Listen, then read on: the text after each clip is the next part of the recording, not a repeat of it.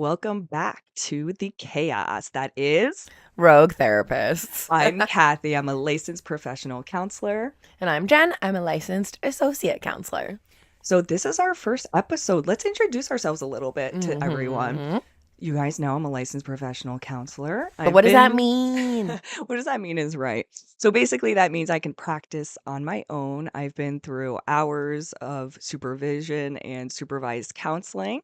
And Jen is the license that you are before you get your supervision. The baby. So we'll talk a little bit about our experience so you guys know a little bit about us and where we come from and what this podcast is even going to be about. So I've been in the field in some capacity about, oh my gosh, maybe 10 years now, which is wild to think about. Yeah. I started out as a receptionist back in the day and then a mental health tech. Lord. For group homes and group homes. I forget that it was like working that. Overnight and even other programs, and then all the way up to now I own my own practice and I am an adjunct professor. I teach psychology at a couple community colleges. So that's my passion. I work a lot with trauma. Jen's going to tell us a little bit about what she works with. She has some cool background and some history.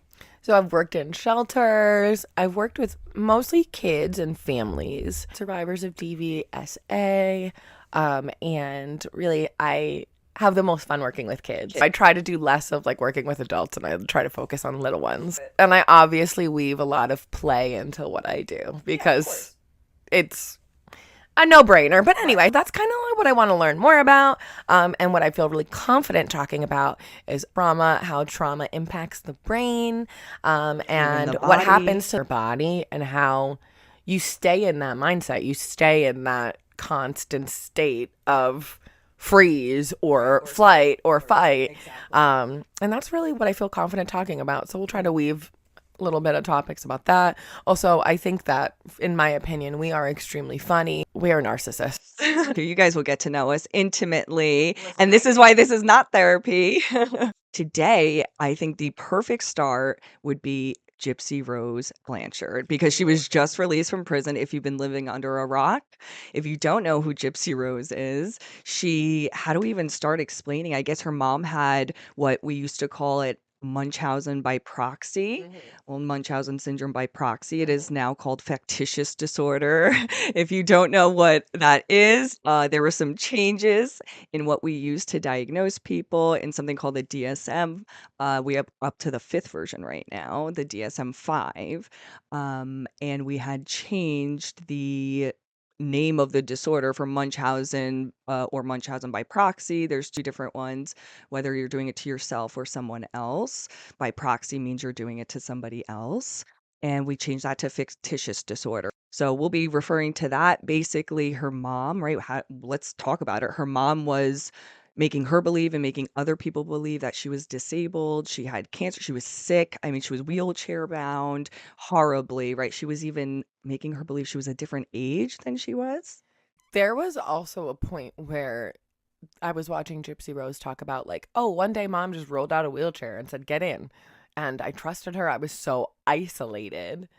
Wow. That I didn't, you're raised to believe like, oh, like my mom's going to take care of me. This is the only parent that I have in my life right now. Yep. So if she tells me to get into the wheelchair, I have to trust the person that is responsible for my entire life. And I have to get in the wheelchair. Wow. And it makes a lot of sense, right? I heard GYPSY say something when she was released from prison recently. And she said that she felt she had more freedom when she went into prison than when she was living with her mom.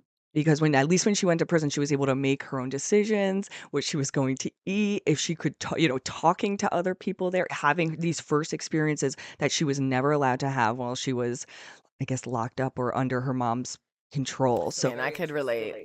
Almost. That sounds terrible. You're not a murderer, at least. But I can relate to like, you're so sheltered and you're so isolated.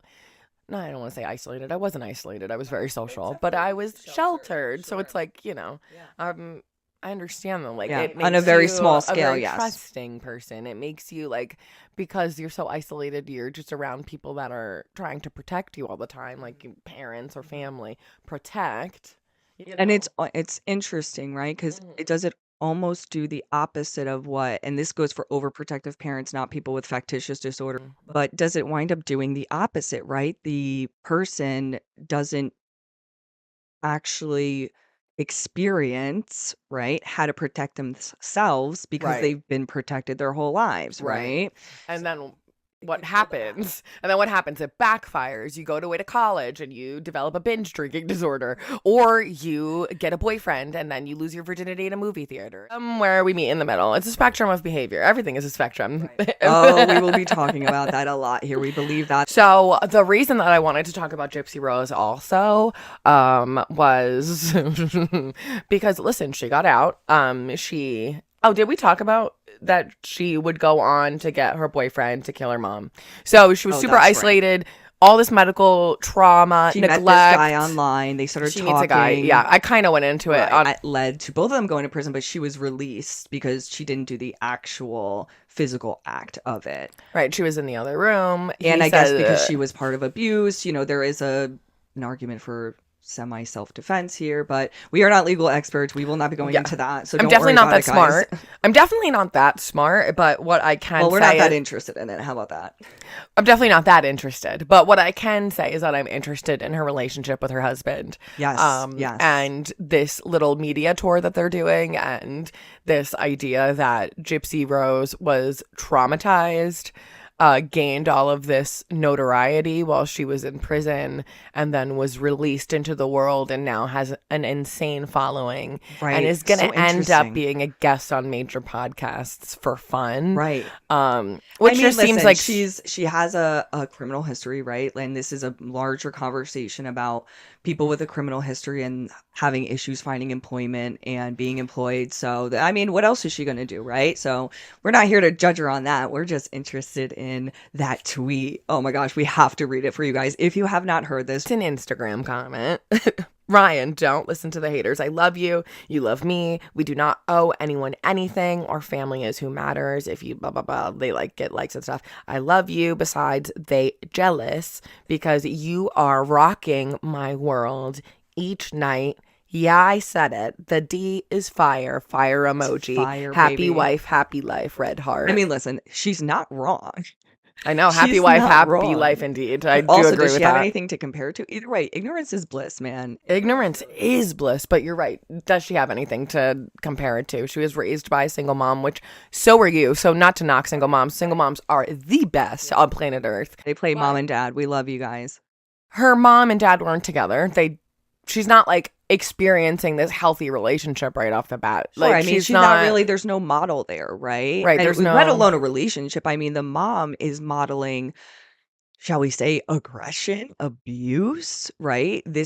Remember, she was experiencing all this behavior and treatment while her brain was developing. Can I tell you a story about a video that I saw about GYPSY where there was a shed in the backyard of their home that had a cot and a few toys, and Dee Dee told GYPSY ROSE that if GYPSY didn't do everything exactly the way she told her to, she would throw her in the backyard in the shed and she would never see the light of day again. Oh my gosh, that's just so. And you have It's to understand abuse. when this is happening to anyone, but especially a kid, their brain is developing. This is their provider. This is their caregiver.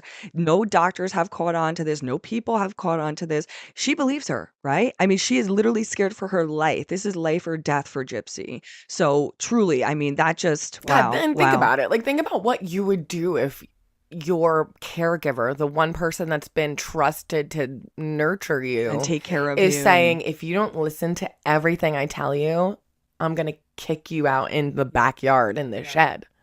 Oh my gosh, that's horrible. Let's go back to Miss GYPSY ROSE. Oh no, yeah, Miss GYPSY ROSE and her parents. You know what? You found an interesting fact about them. Share it with our audience. So we were talking about GYPSY ROSE and Dee Dee and her dad. So we mentioned that Dee Dee was raising GYPSY without a dad, but she did have a whole other family.